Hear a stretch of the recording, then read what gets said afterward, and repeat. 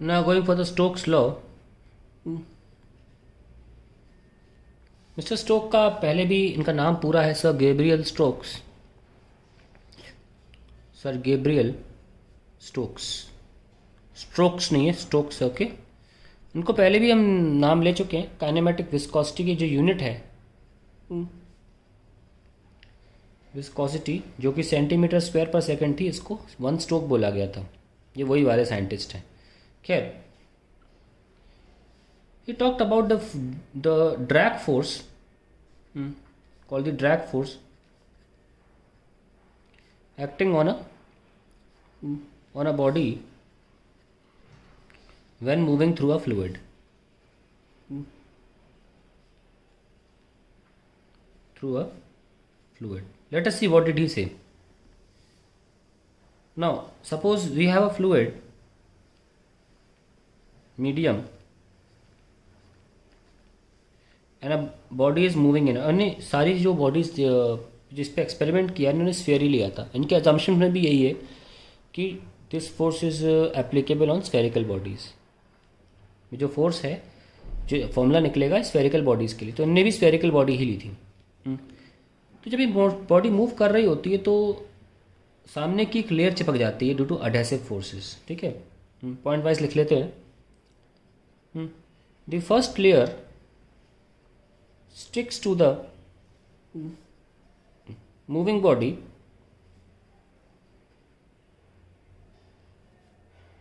due to adhesive forces,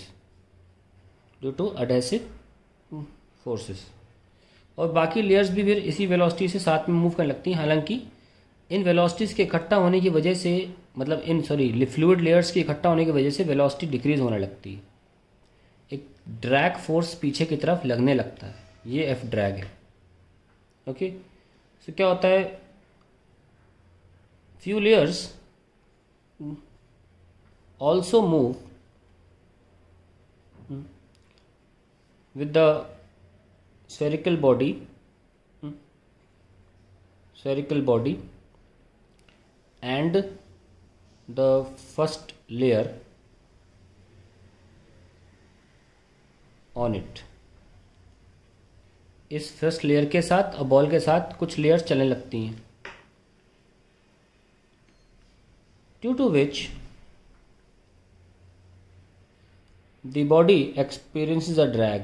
body experiences a drag.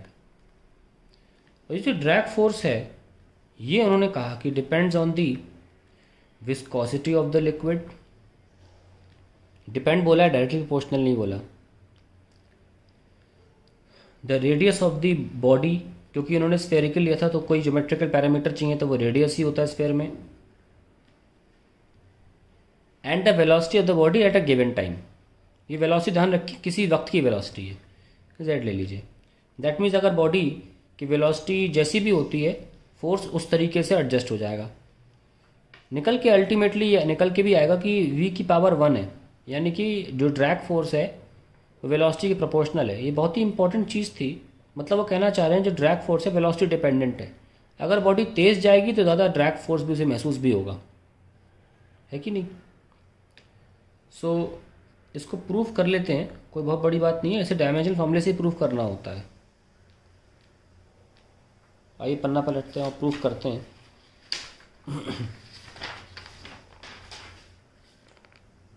F drag is के ईटा x R why V Z. ये हमको पता है MLT -2 होता है, के की कोई यूनिट नहीं है, कोई डैमेज फॉर्मूला नहीं है। Viscosity is ml -1 t -1, radius is Ly, velocity is LT -1 and z 1 1। Okay, so इनको अलग कर लीजिए। m में आ जाएगा y, l में आ जाएगा -x ले लो, सॉरी, m में आ जाएगा x, l में आ जाएगा -y plus -x plus y plus z। ये x नहीं लिखा था, इस पर गलती हो जा रही है। ठीक है, अब ठीक है, -x plus y plus z and t में आ जाएगा -x माइनस z। कंपेयर करिए, x तो 1 आ गया, फिर -x + y + z आ जाएगा 1, सो y + z बिकम्स, ये -1 है 2, and then we have x1 था ना, -1 वहाँ जाके 2 हो जाएगा, then -x - z will become -2 या x + z becomes 2. Now x तो 1 है, z = 2 and z = 1, and then we have y = 2 - 1, y भी 1 आ जाता है. So finally drag force comes out to be k eta RV. This is the Stokes law. इसको परिभाषा में लिख देते हैं. स्टोक्स लॉ क्या है? Whenever a spherical body of radius r moves through a liquid medium, fluid लिख देना चाहिए, फ्लूइड मीडियम. ये कंडीशन थी इनकी, इनफाइनाइट होना चाहिए फ्लूइड मीडियम. ठीक है, fluid medium having viscosity eta with a velocity. तो ये तो कोई परिभाषा कोई भी बना सकता है, जो फॉर्मूला वही लिख रहे हैं. whenever a spherical body of radius r moves through a liquid with a velocity v having viscosity eta, same है, is acted upon by a drag force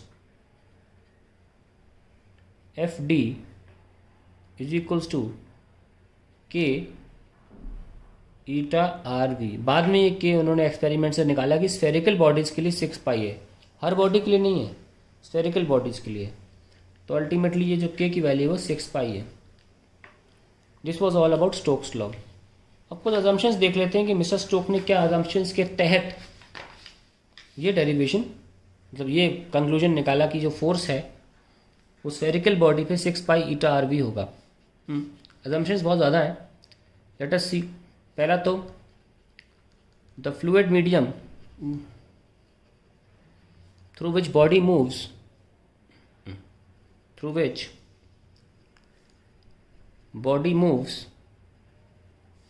should be infinite. दूसरा, द बॉडी शुड बी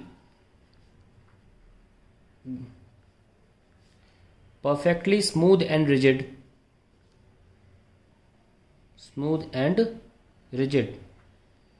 तो fluid medium infinite, body जो है वो smooth और rigid होनी चाहिए. ठीक है, अंडरलाइन कर लें मेन पार्ट्स को.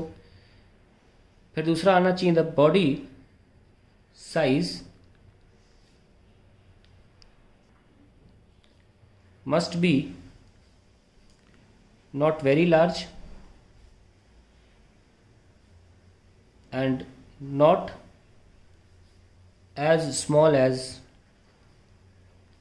the distance between molecules. Normal body, cricket ball, football इस साइज का होना चाहिए. ऐसा भी नहीं कि इलेक्ट्रॉन डाल रहे हैं, ऐसा नहीं होना चाहिए. ठीक है, डिस्टेंस बिटवीन द मॉलिक्यूल्स. फिर नॉर्मल साइज का होना चाहिए बॉडी को, बहुत बड़ा भी नहीं. कुल मिला के ये कहना मतलब है कि body dimension should be smaller than the fluid medium. अब वैसे हमने पहले से इसको इनफाइनाइट ले लिया है, फ्लूइड मीडियम इनफाइनाइट है, तो ये बात लिखने का ज़्यादा कोई मीनिंग नहीं बचता, क्योंकि हम पहले लिख चुके हैं फ्लूइड मीडियम इनफाइनाइट लेंथ का होना चाहिए. फिर भी लिख दिया कि body dimension should be smaller than the fluid medium. एक और असम्पशन आ जाता है, and that is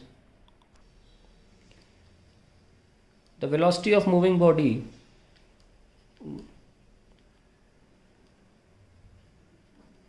should be less than the critical velocity of the medium. critical velocity जो हमने अभी पढ़ा था रेनॉल्ड नंबर वाली, critical velocity of the medium.